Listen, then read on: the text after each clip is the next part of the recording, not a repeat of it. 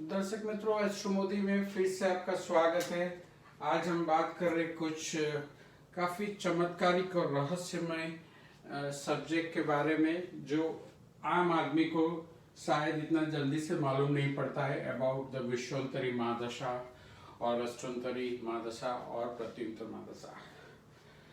दर्शक मित्रों, ये काफी रहस्यमय टॉपिक इसीलिए है कि इंसान की कुंडली अगर कितने सारे राजयोग हो, लेकिन अगर मान लो इसकी महादशा अच्छी नहीं चल रही हो तो उसको एक सफलता नहीं मिलती है। तो कई जातकों की कुंडली मैंने देखी है जहां उनको काफी खुद को भी ज्ञान है कि मेरी जन्म कुंडली में राजयोग है, मालवी योग है, गजकेसरी योग है, लेकिन सफलता नहीं मिलती। इसका रीजन क्या है? और काफी ऐसी जन्म कुंडलियां मैंने देखी है जहां पे कोई राजयोग ही नहीं है। लोगों ने शायद उसको बोला है कि ये कुंडली में कोई पावर नहीं है, कोई दम नहीं है, इस कुंडली का कोई फ्यूचर नहीं है, लेकिन वही लोग काफी सफलतापूर्वक आगे आए हुए। तो ये एक बड़ा राज है। ये अगर हम ये महादशा के बारे में बात करेंगे तो शायद अगले 100 एपिसोड तक यही बात करेंगे, लेकिन मैं कोशिश करता हूं कि हर एक आम आदमी को इमीडिएटली कैसे मालूम पड़ेगा कि मेरी महादशा अच्छी है या बुरी है। तो दर्शक मित्रों, सबसे पहले बात करते हैं जिस ग्रह से लोग डरते हैं, वो राहु की महादशा के बारे में बात करते हैं। मान लीजिए दर्शक मित्रों, आपने अपनी जन्म कुंडली खोली है और आपने जन्म कुंडली के लास्ट पेज और सेकंड लास्ट पेज में कहीं पे आपने पढ़ा है कि राहु की महादशा, गुरु की महादशा, शनि की महादशा। तो हम इसके बारे में अभी डिटेल में बात करते हैं। अगर कोई जातक है जिनको जन्म कुंडली में काफी राजयोग है, लेकिन राहु की महादशा का फल कैसा मिलेगा वो मालूम नहीं है। अब दर्शक मित्रों, आपके सामने जो जन्म कुंडली है उसमें सिर्फ हाउस नंबर लिखा है। आपकी जन्म कुंडली में जो भी जन्म लगना हो, जहां पे 1 नंबर लिखा है, आपकी जन्म कुंडली में शायद 5, 6, 7, 8, 9, 10 जो भी लिखा हो, लेकिन जो 1 नंबर लिखा है वो कुंडली का पहला हाउस है। सो पहले हाउस से 12th हाउस तक की, यानी जन्म से लेकर मोक्ष तक की यात्रा ये जन्म कुंडली बताती है। दर्शक मित्रों, अगर मान लो आपकी जन्म कुंडली में राहु 3rd हाउस में बैठा है, या राहु 6th हाउस में बैठा है, या राहु 11th हाउस में बैठा है, तो फिर राहु की महादशा आपको आसमान की ऊंचाई तक की सफलता देगी, उसकी गारंटी।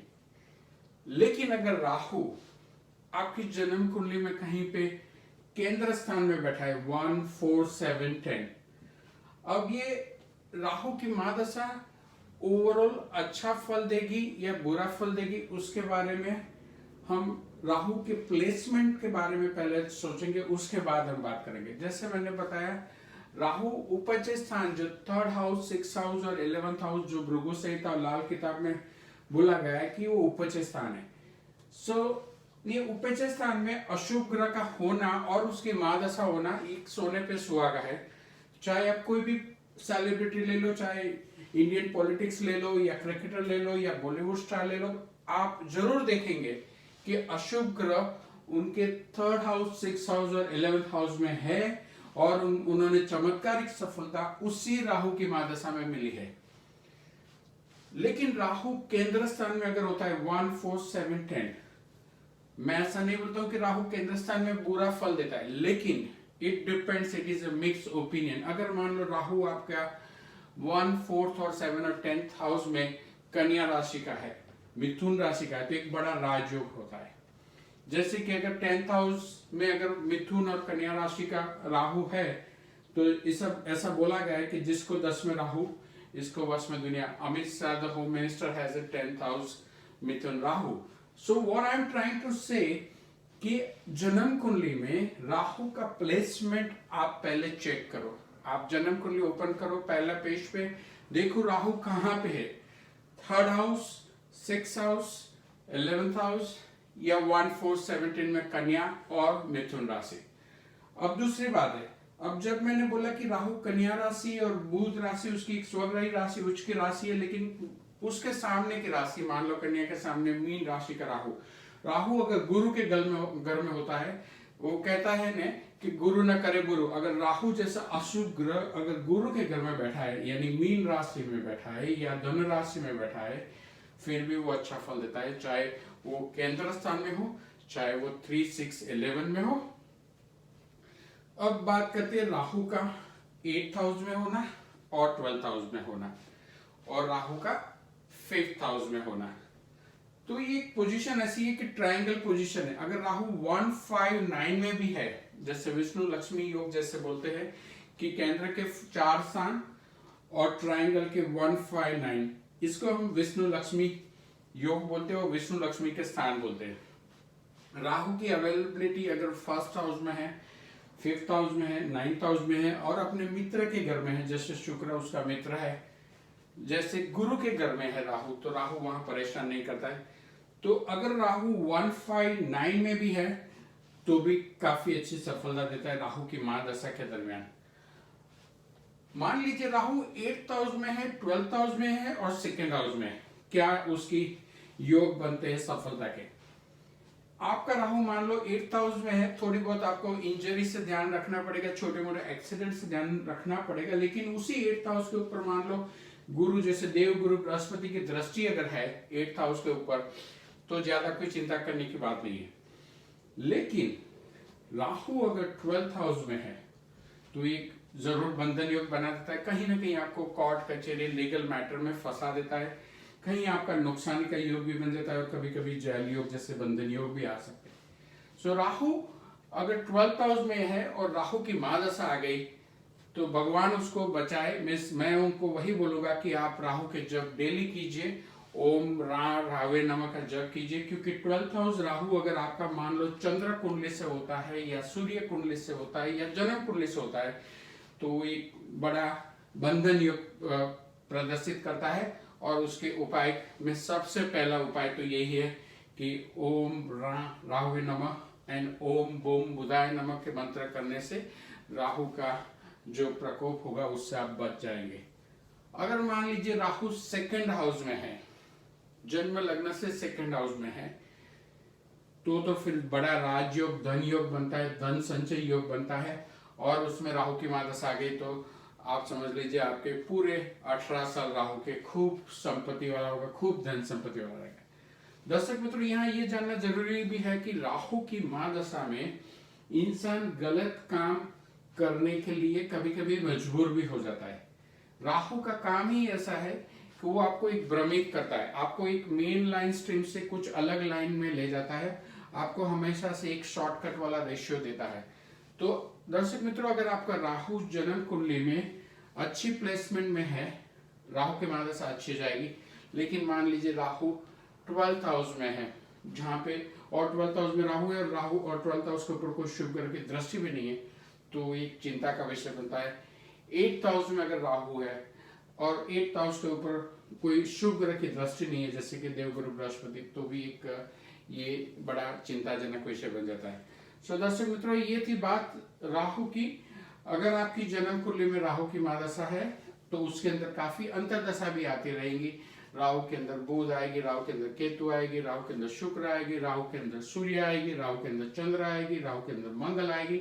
ये काफी अंतरदशा आएगी, उसके बारे में हम डिटेल में अगले एपिसोड में बात करते हैं। अब हम बात करते हैं राहु के 18 साल की महादशा किसी जातक ने निकाल दी तो फिर उसके जीवन में आता है गुरु की महादशा।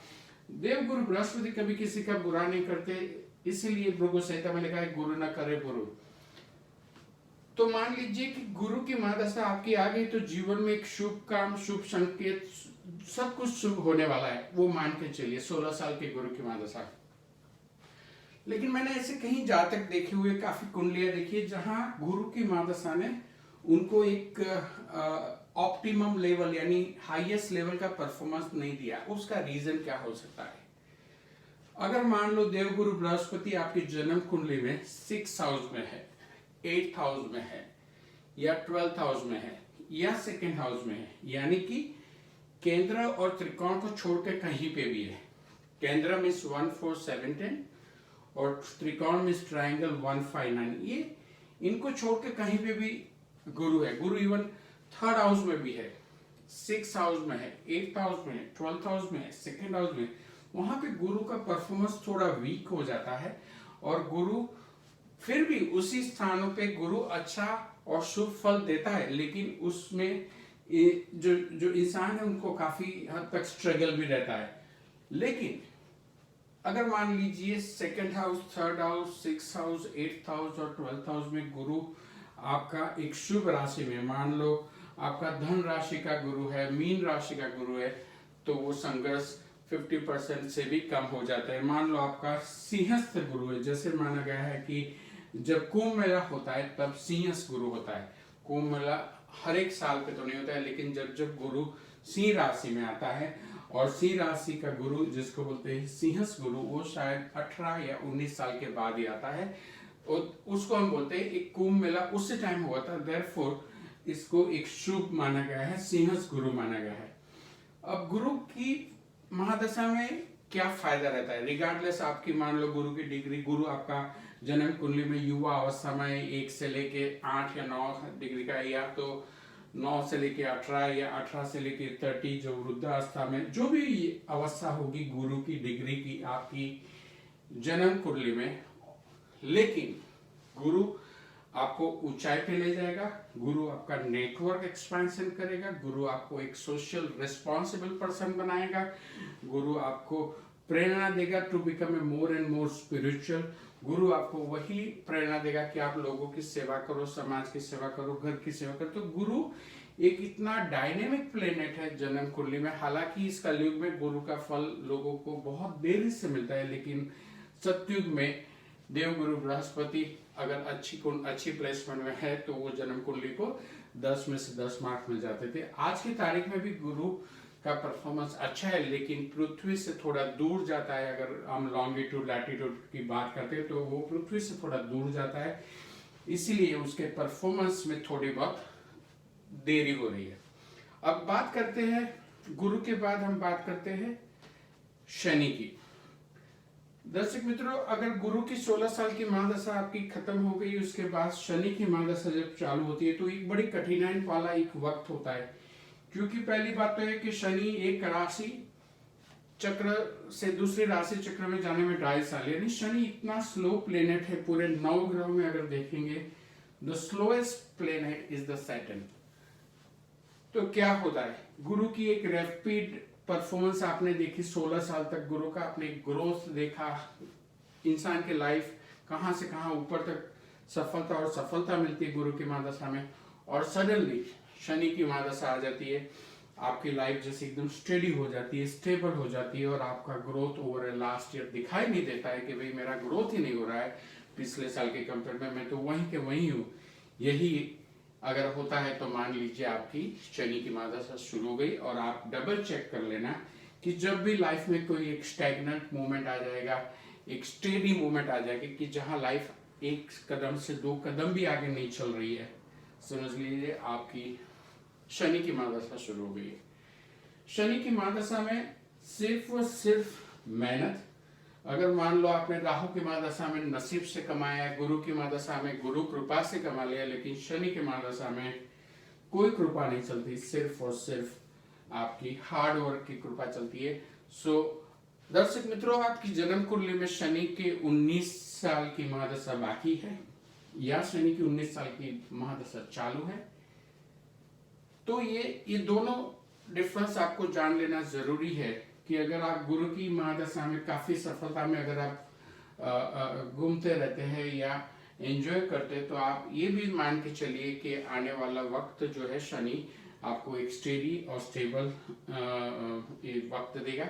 हालांकि शनि की महादशा में जो 19 साल में जो परफॉर्मेंस और जो इंसान काम करता है वो कम से कम अपने 7 जन्म तक का वो एक एडवेंचर करके जाता है। क्योंकि शनि की महादशा जो पैसा देती है वो आपके 7 जन्म तक रहता है, ऐसा लाल किताब में भी लिखा है। गुरु की महादशा में अगर आपने जितने भी पैसे कमाए वो गुरु कृपा से आपको इसी जन्म के लिए जितना जरूरी है वो मिल गया, ऐसा समझ के चलिए। और अगर राहु की महादशा और जन्म कुंडली में राहु की अगर विपरीत परिस्थिति हो गई तो राहु की महादशा में जितना आपने कमाया है 18 साल के अंदर, तो वो राहु की महादशा 18 साल में कमाया हुआ धन वापस भी ले लेती है। क्योंकि राहु अगर विपरीत परिस्थिति में है, अगर राहु अच्छी परिस्थिति में तो कोई चिंता करने की जरूरत नहीं है। फिर भी दर्शक मित्रों, मैं ये जरूर बताऊंगा कि राहु की महादशा में जो धन मिलता है वो धन को सेव करना यानी धन संचय करना एक बहुत डिफिकल्ट बात है। हालांकि गुरु की महादशा में धन संचय के योग भी बनते हैं और आपके इसी जन्म की जो भी जरूरियात है इतना तो आप कमा ही लेंगे। लेकिन मान लीजिए राहु और गुरु की महादशा में आपका धन संचय नहीं हुआ है, लेकिन शनि की महादशा में इतना धन संचय होगा कि वो आपके 7 जन्म तक चलता रहेगा।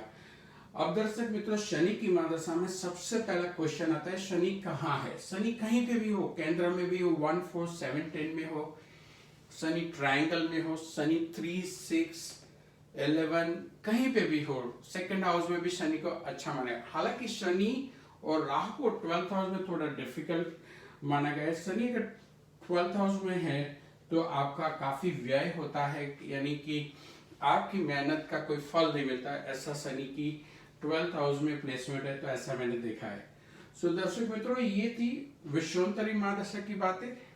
राहु की 18 साल की महादशा, गुरु की 16 साल की महादशा, शनि की 19 साल की बता। और शनि के बाद आती है बुध की महादशा। बुध के बाद बुध जिसको हम व्यापार का कारक बोलते हैं, केतु की महादशा जो एक आपको स्पिरिचुअल कनेक्शन कराती है। केतु के बाद आती है शुक्र की महादशा जो आपको एक वैभव, विलास, ऐश्वर्य सब कुछ देता है। और सूर्य की महादशा आपको एक राजा बना के रखती है। और चंद्र की महादशा आपको एक ब्रेनस्टॉर्मिंग एक्टिविटी कराती है। और मंगल की महादशा आपको एक एग्रेसिव पर्सनालिटी बना देती है। सो हम बात करेंगे बुध, केतु, शुक्र, सूर्य, चंद्र और मंगल की महादशा में अगले एपिसोड में। तब तक बने रहिए एस्ट्रो मोदी में।